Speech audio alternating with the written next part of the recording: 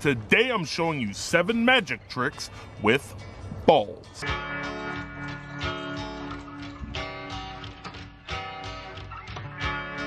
And that is how you do the magic multiplying sponge ball trick. Oh shit. Oh fuck. It was a dream, thank God. Oh man. The secret. Shit!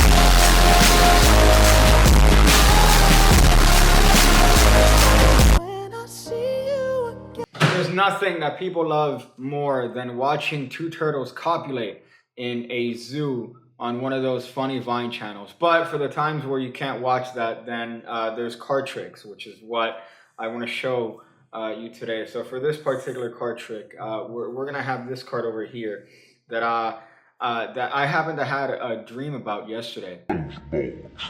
So will make more sense in a bit, but this card should hopefully reflect the dream I had yesterday. So we have a deck here.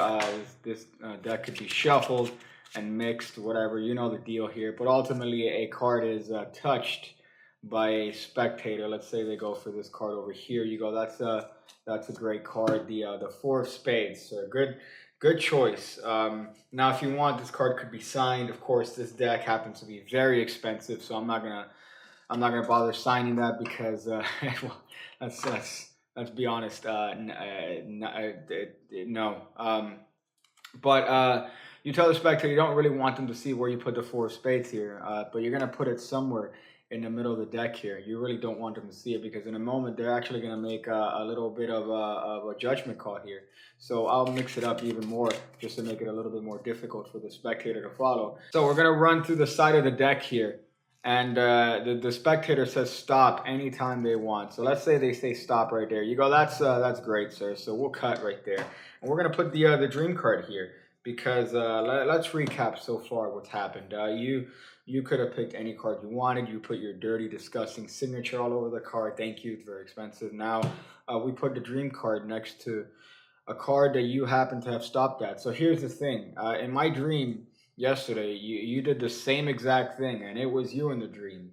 And afterwards, we watched the sunset. So let's see if you managed to put the dream card right next to your card, the 7 of that wasn't your card. You put it next to the that wasn't your card. You know what? This happened in the dream yesterday too, and it turns out that well, my dream card happens to be your card, and it has the signature. You can't see it because it's not there, but usually it does. So that's it's my dream card's your dream card. Let's do the thing that let's make it a wet dream, you know, as they say, right?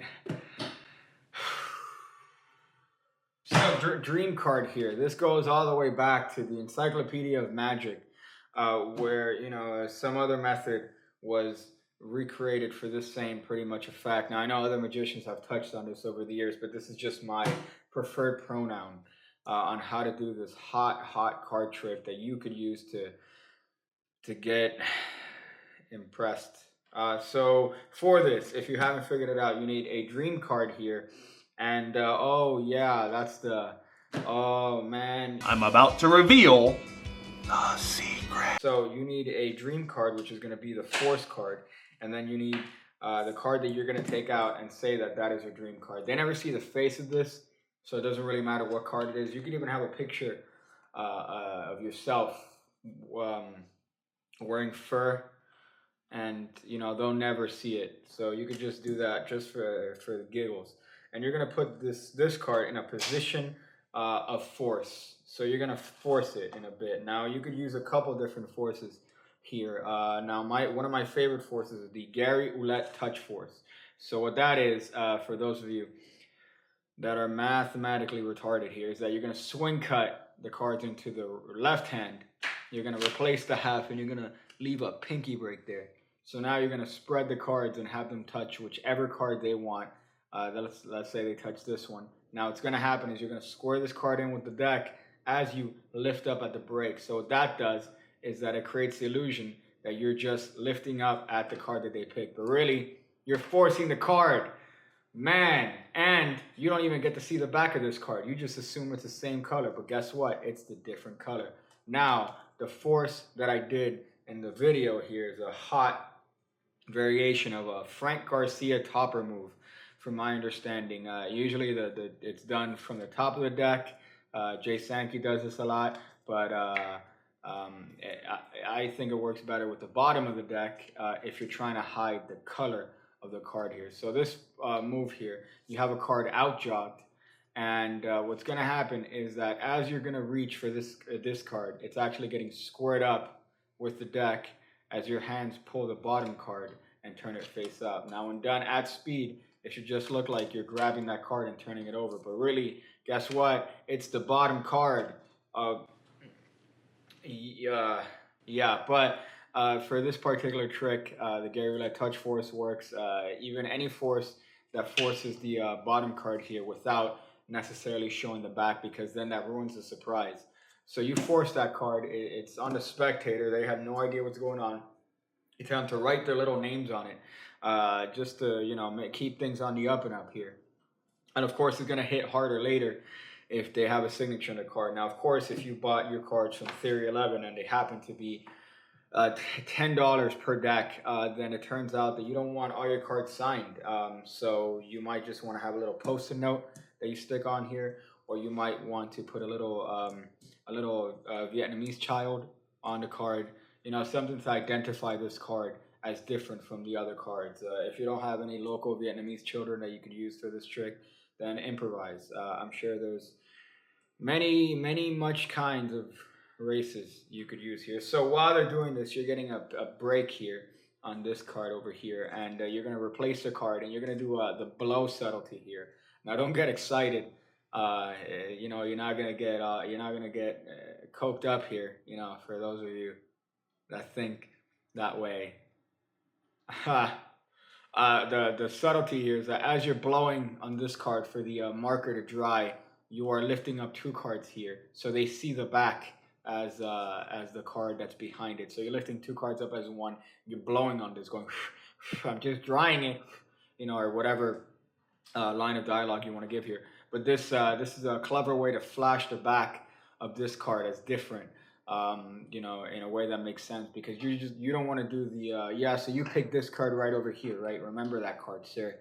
You don't want to do that, so you want to make sure that you have some sort of a reasoning to doing that, and blowing it is a very good reason. So you tell the spectator you don't want them to see where they put the card here, and the reason for this is because you're going to reach into the break and you're going to almost do a second deal here, but you're doing it to yourself, and it's well covered by the fact that you're telling them not to fucking look, because you don't want them to see where you put their card here. So you're going to take their card, you're going to take this bottom card while letting their card here stay in the back, and you're going to insert this card somewhere around the middle of the deck. So this leaves this card down over here. You're going to insert this somewhere in the middle, and you say you really don't want them to know where they put their card. So you're going to make this a little harder. So now you're going to lift up around maybe 5 cards, doesn't matter how many cards, but these cards are going to get double undercut to the bottom of the deck here. So now on top of their card, you have about 5 or 6 cards here that are going to be your buffer cards here. They're going to be your homeboys here from covering your flash in a bit. So now you're ready to go. You're set, because they signed a card that they think is this color. Really, their card is that color, and at the end they're going to come together like the civil rights. So you riffle down the side here, and you have them call stop anytime they want. Now what's going to happen is you're going to swing cut this packet over wherever they called stop, and you're going to put this card on top of it. Now this is very discrepant, and if your spectator is one that is of the special kind, they might actually notice this, but the subtlety here is very well covered. So you riffle down, they call stop wherever they want. You cut that card and you say, you know what, we're going to put this card over here just for now, because in my dream, and as you say that line, you drop this on top, what happened was that you put that card somewhere, anywhere you wanted in the deck, and it happened to be a miracle, because you happen to have put the dream card, my dream card, next to the card that you picked. And of course you turn this over, and they go, what? That wasn't the card I picked, sir. And you go, what? Yes, it was. And then once you have this back and forth argument that ends surely in a discussion of, what preferred pronouns they have, you show them this card and you say, oh, well, maybe this happened exactly the same way in my dream. How weird is that? Because in my dream, your card was my card, and you turn this over and your signatures on it, and they flip out because they're like, what? This card was here since the start. Of course, they don't realize that you had this card here, but you've done a clever switch. So, yeah, boy, smash that for the burp. So now you have a clever way of switching a card here, of getting a signed different card on the table here. So this is the only problem with this trick is that you are technically ruining one card here per performance. But if you have a deck just set out to do this, it's gonna be worth it. It's gonna be worth it for the reactions here, and it's fairly easy to do. It's fairly easy. All you need to do is a force and a double lift and another force, and you're hot. You're ready, hot and ready, as they say in the Little Caesars. So you have a good trick here. You practice it. You show it to your friends and family, and if they don't get impressed, you kill them. Again, when I see you again, when I see you again, when I see you again, when I see you again, when I see you again, when I see you again.